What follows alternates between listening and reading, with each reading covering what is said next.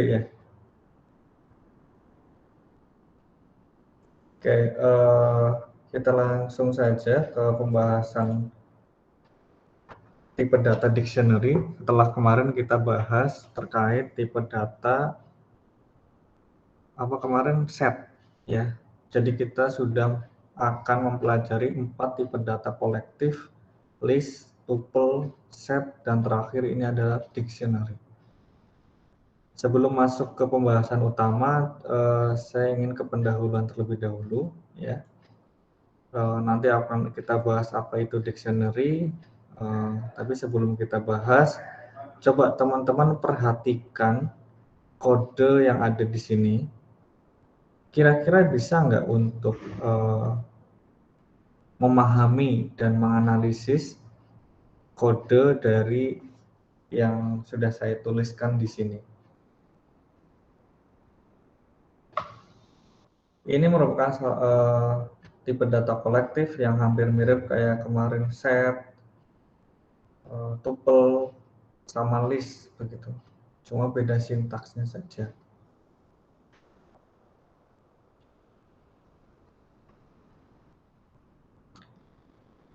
Kumpulan dari beberapa data ya ini. Mungkin kalau masih bingung nggak apa-apa, saya lanjutkan terlebih dahulu ya.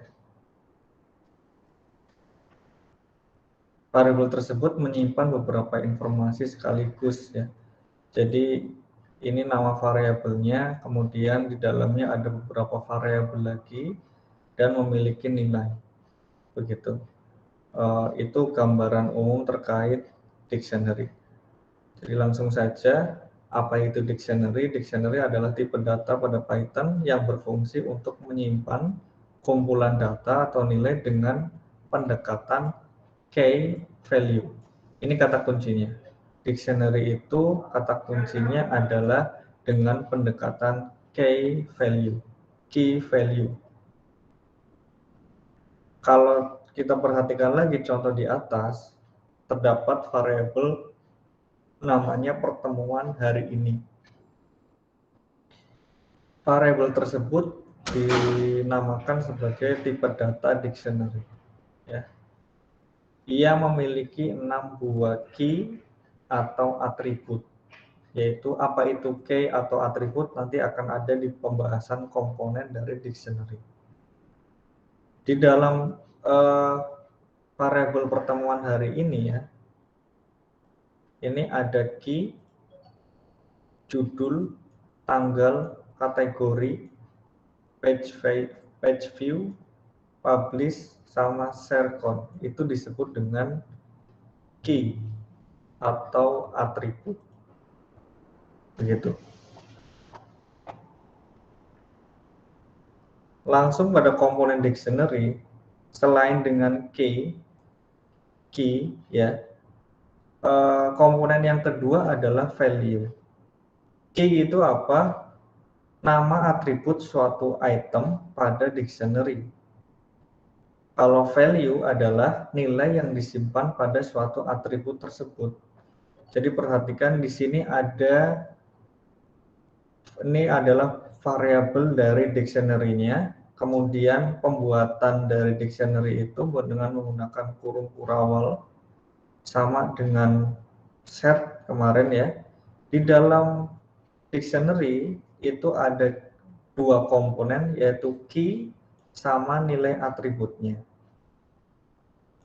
Key sama nilai key-nya. Key-nya adalah judul, nilainya datanya adalah belajar dictionary pada Python 3.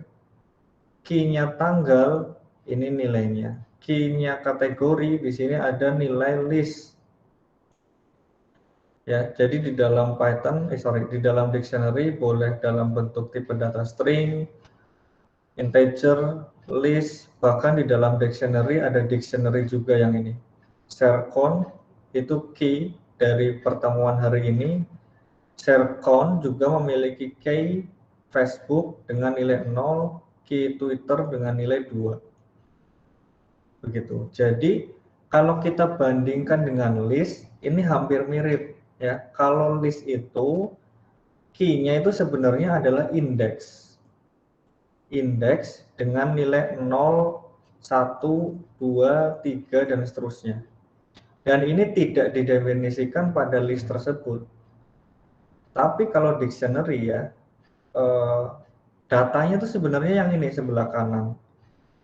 Tapi key-nya itu dimunculkan, diberi nama. Kalau list itu hanya angka seperti ini dan kita tidak boleh memberi nama 0, 1, 2, 3, dan seterusnya. Tapi kalau dictionary itu ada judul, ada key-nya tuh diberi nama. Sesuai dengan namanya ya, dictionary, kamus kalau kita terjemahkan dalam bahasa Indonesia. Dalam kamus, formatnya kan seperti ini ya. Bahasanya apa, terus diartikan apa. Bahasa ini, kata ini diartikan apa, kata ini diartikan apa, dan seterusnya. Itu adalah konsep dari dictionary. Saya simpulkan bahwa dictionary adalah salah satu tipe data kolektif yang bisa menyimpan beberapa data dalam satu variabel sekaligus. Di dalam variabel tersebut memiliki dua komponen, yaitu key sama value atau nilai dari key itu tersebut. Key itu bisa diberi nama sesuai dengan konteksnya, aturannya mirip dengan atau sama dengan pembuatan variabel. Jadi kesimpulannya dictionary adalah seperti itu. Sampai di sini mungkin ada pertanyaan.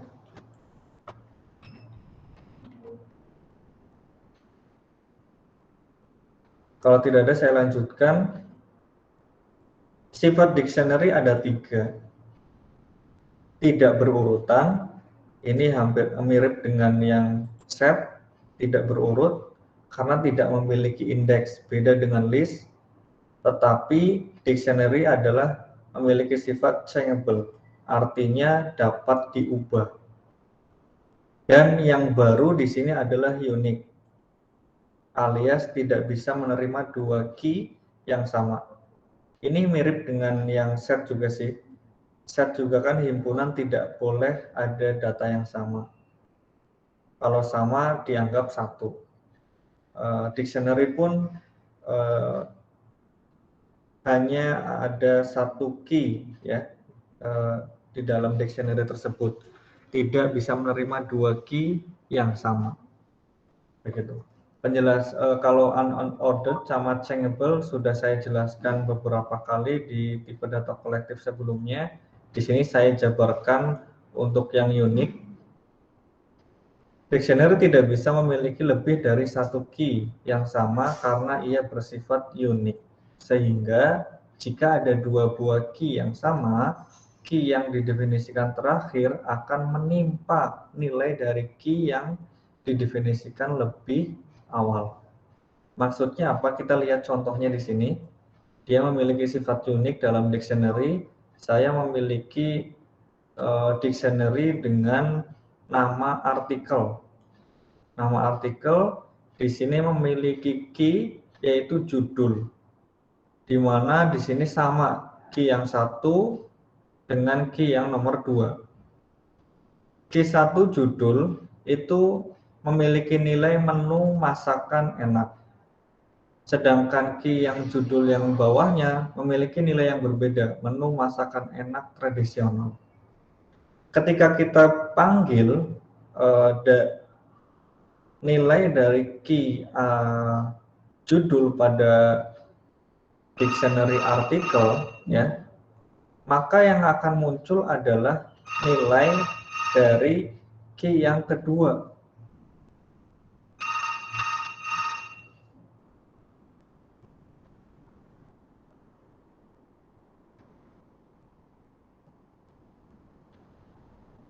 Sebentar, ada telepon.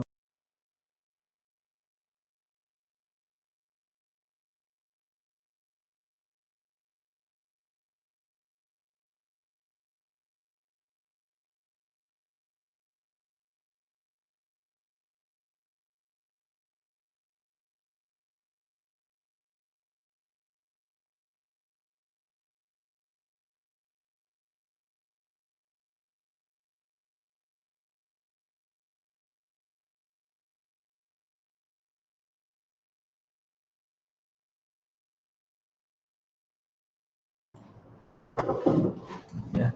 Ini adalah sifat unik dari dictionary. Dia akan menimpa key yang sama, key yang didefinisikan lebih awal, yang awalnya nilainya adalah menu masakan enak, sekarang ada key yang sama dengan nama variabel judul dengan key judul, tapi nilainya berbeda. Sehingga judul itu sekarang nilainya adalah menu masakan enak tradisional. Ini sama dengan aturan ketika kita memberi nilai pada variabel yang biasa. Misal saya memiliki nilai variabel A di awal sama dengan 1, kemudian saya tuliskan lagi di bawah A sama dengan 2. Sekarang nilai A berapa? Nilai A adalah 2, bukan 1 lagi. Yang pertama ini akan ditimpa pada dengan nilai variabel yang terakhir. Begitu, itu sifat uniknya. Tidak error, ada 2 key yang sama, tapi konsekuensinya adalah key yang pertama akan ditimpa nilainya oleh key yang kedua atau terakhir. Begitu.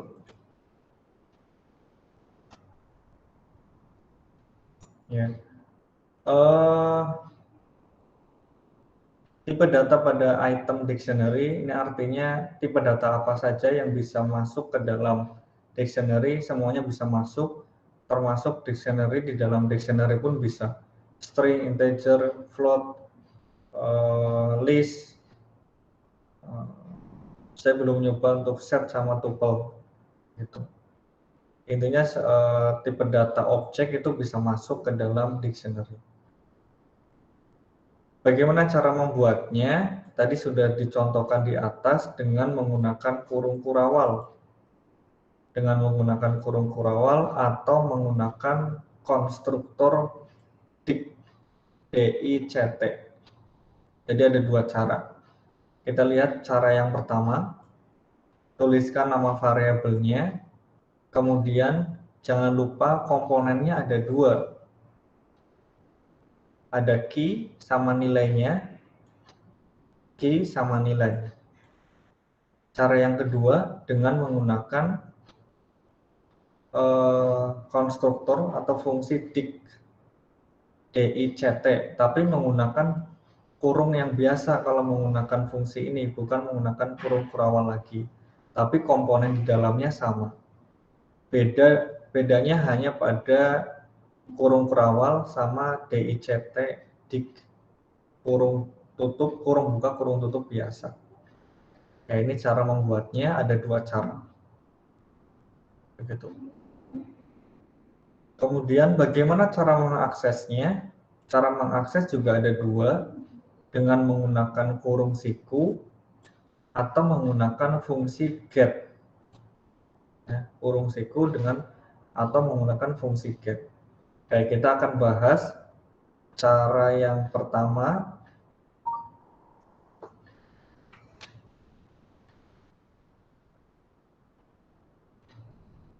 Oh, ini pakai get dulu. Print judul, koma, ini string biasa, kemudian ini nama variabel dari dictionary-nya, kemudian menggunakan fungsi get. Nah, ini apa ini? Ini adalah yang dipanggil key-nya. Yang dipanggil key dari dictionary. Sama dengan pemanggilan list, yang dipanggil adalah indeksnya. Indeks dari list kan 0, 1, 2, 3, dan seterusnya. Tapi kalau dictionary, di sini dipanggil key-nya. Judul, nanti yang akan muncul di sini adalah nilai dari key judulnya. Ini output dari yang pertama. Atau dapat menggunakan kurung siku seperti ini. Tanggal, ini string biasa, kemudian ini nama variabel dari dictionary, diikuti kurung siku, dan ini adalah key-nya. Key-nya, tanggal. Nanti outputnya yang ini. Begitu. Ini perbedaan get sama menggunakan kurung siku. Kalau menggunakan get, menggunakan kurung buka, kurung tutup biasa. Atau kalau kita mau menggunakan fungsi berantai untuk dictionary bertingkat, ya, dictionary, di dalam dictionary bagaimana cara memanggilnya itu seperti ini. Misal cara pertama menggunakan get Facebook share. Facebook share tadi kan isinya ini untuk yang pertama ini Facebook ya. Ini key-nya adalah sharecon, tapi Facebook itu juga key di dalam sharecon. Begitu. Jadi ada dictionary sharecon di dalam dictionary pertemuan hari ini.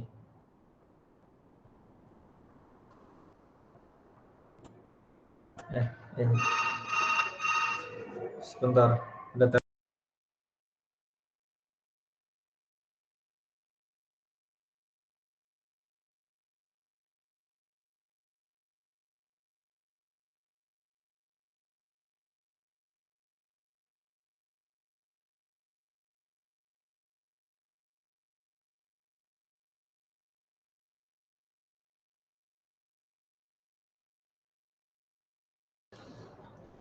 Baik.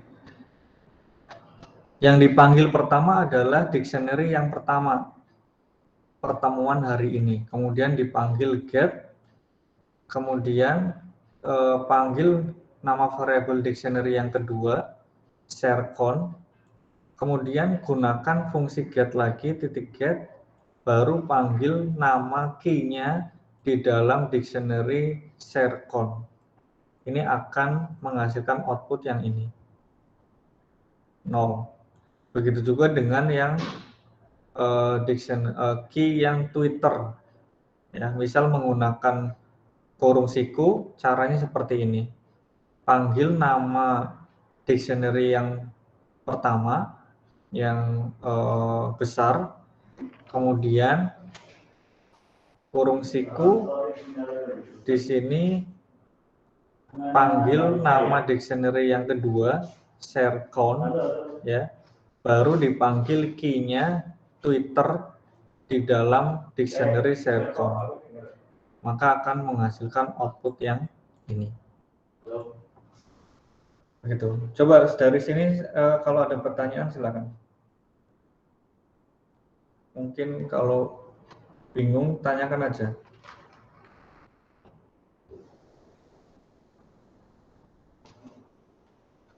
Konsep dasarnya kayak tipe data kolektif yang sebelum-sebelumnya, menuliskan variabel, di dalam variabel itu ada banyak data, kemudian bagaimana cara kita mengelola data di dalam data kolektif tersebut. Konsep dasarnya seperti itu.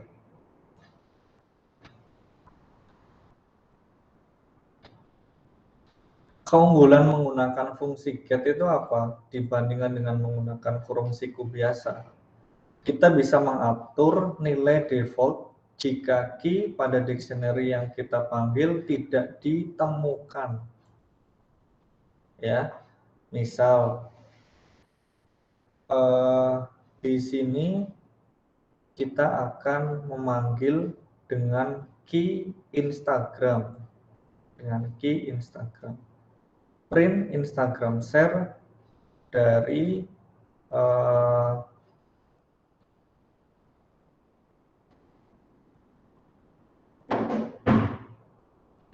dictionary sharecon, ya. Kita memiliki dictionary variabel sharecon dengan nilai ini. Ini nilainya berasal dari dictionary pertemuan hari ini dengan nilai data dari sharecon. Data sharecon yang Instagram kan tidak ada, ya. Key dengan dictionary dengan key Instagram di data yang atas kan tidak ada, maka ini akan error kalau menggunakan kurung siku seperti ini. Tapi kalau menggunakan fungsi get, walaupun key Instagram itu tidak ada di dalam dictionary, itu tidak akan error. Kita bisa memberikan nilai default, misal kayak gini 0. Nilai default itu nilai yang kita tetapkan kalau memang key-nya itu tidak ditemukan. Begitu. Itu keunggulan dari menggunakan fungsi get dibandingkan dengan menggunakan kurung siku seperti ini biasa. Seperti itu. Perulangan dengan dictionary, kalau kita ingin menampilkan semuanya dari dictionary yang kita buat, juga bisa menggunakan perulangan for. Caranya seperti ini. Misal ada dictionary namanya buku, di dalamnya ada key judul sama key penulis. Nilainya ini. Kita panggil dengan menggunakan perulangan, nanti outputnya seperti ini. Buku, ini key dari mana? Key itu dari sini. Ini variabel bebas namanya. Key bebas. Dia akan memanggil key yang ada di dalam dictionary buku.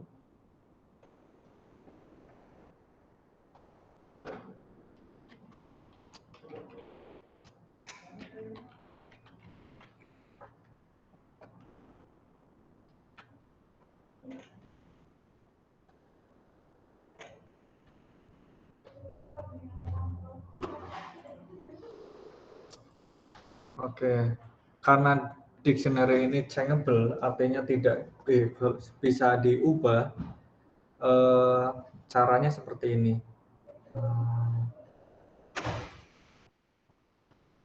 Ya, gimana Mbak Isti?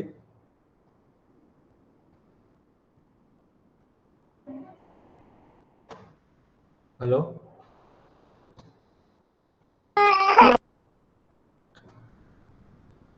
Bagaimana cara mengubahnya? Misal ini print nama awal. Nama awal ini yang sebelum diubah. Kemudian kita ubah key nilai dari key nama, ya. Kita ubah. Caranya seperti ini. Panggil nama dictionary-nya, kemudian diikuti dengan key-nya, hingga diberi nilai yang baru. Awalnya Landis Fabri, sekarang diganti Andi Muklis. Nah, setelah diubah, kemudian kita cetak, maka hasilnya seperti ini. Nama awalnya Landis, kemudian setelah diubah menjadi Andi. Cara mengubahnya pada poin yang ini. Gitu. Jadi kalau kita print sekarang, key dari dictionary mahasiswa berubah, tadinya Landis menjadi Andi. Begitu. Kemudian kalau mau menambahkan item, itu bisa menggunakan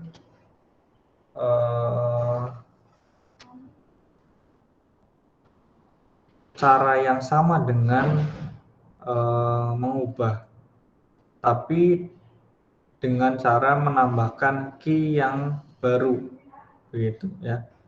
Di sini ada dua aturan. Kalau key yang kita definisikan ternyata sudah ada, sistem akan mereplace item yang lama dengan yang baru, alias mengedit. Tapi jika key yang kita definisikan ternyata tidak ada, maka sistem akan menambahkannya sebagai item baru. Contoh, sekarang key-nya ada dua, nama sama asal. Ya, ini akan menghasilkan output non. Karena apa? Karena nama key hobi di sini belum ada di dalam dictionary mahasiswa. Kemudian di sini baru kita tambahkan plus dengan cara menambahkan key hobi. Caranya panggil nama dictionary-nya mahasiswa, buat key baru, ini bebas, hobi sama dengan memancing. Print ulang sekarang untuk hobi dari ini akan mengambil nilai nama sama hobi. Maka outputnya adalah Landis Fabri, hobi memancing. Begitu. Itu cara menambahkan, menghapus item. Ini caranya menggunakan del atau menggunakan fungsi pop. Begitu. Saya percepat, nanti dicoba di praktikum saja ya. Perbedaan del sama pop, kalau menggunakan fungsi pop, kita bisa mendapatkan nilai kembalian dari data yang telah dihapus. Tapi kalau menggunakan del tidak bisa. Kemudian kita juga bisa menggunakan operator keanggotaan untuk mengecek apakah key ada di dalam dictionary atau tidak dengan operator in sama not in. Nanti akan menghasilkan output true atau false. Begitu. Kalau mau mengetahui panjang atau banyaknya key pada dictionary dengan menggunakan fungsi learn. Caranya seperti ini, tinggal panggil saja nama dictionary-nya sekolah, learn sekolah, maka dia akan menghasilkan output key-nya adalah 3, nama jenjang akreditasi. Begitu. Oke, mohon maaf sekali lagi, ini saya percepat ya. Nah, ini teman-teman bisa datang ke lab ya lebih dari jam 9 nggak apa-apa. Saya harap teman-teman bisa datang ke lab, tapi walaupun di rumah tetap melakukan praktikum. Nanti akan saya cek teman-teman melakukan praktikum atau tidak di rumah. Begitu. Sampai sini mungkin ada pertanyaan, silakan. Sambil silakan melakukan presensi, tolong di chat saja di kolom chat Google Meet. Sambil saya tunggu kalau ada pertanyaan.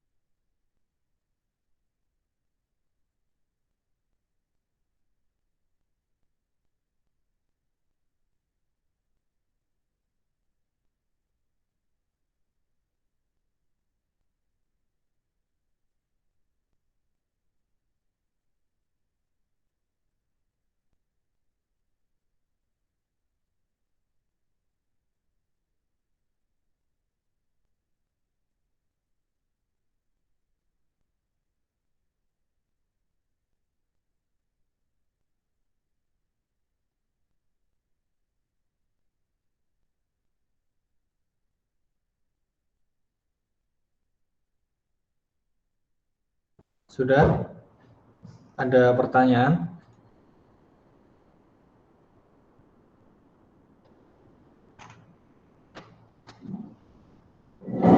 Oke, saya rekapannya prosesnya dari sini ya. Kalau nggak ada, saya cukupkan dulu. Terima kasih atas perhatiannya. Kita lanjutkan di praktikum. Saya akhiri. Wassalamualaikum warahmatullahi wabarakatuh. Waalaikumsalam. Waalaikumsalam warahmatullahi wabarakatuh. Makasih, Pak. Makasih, Pak. Ya.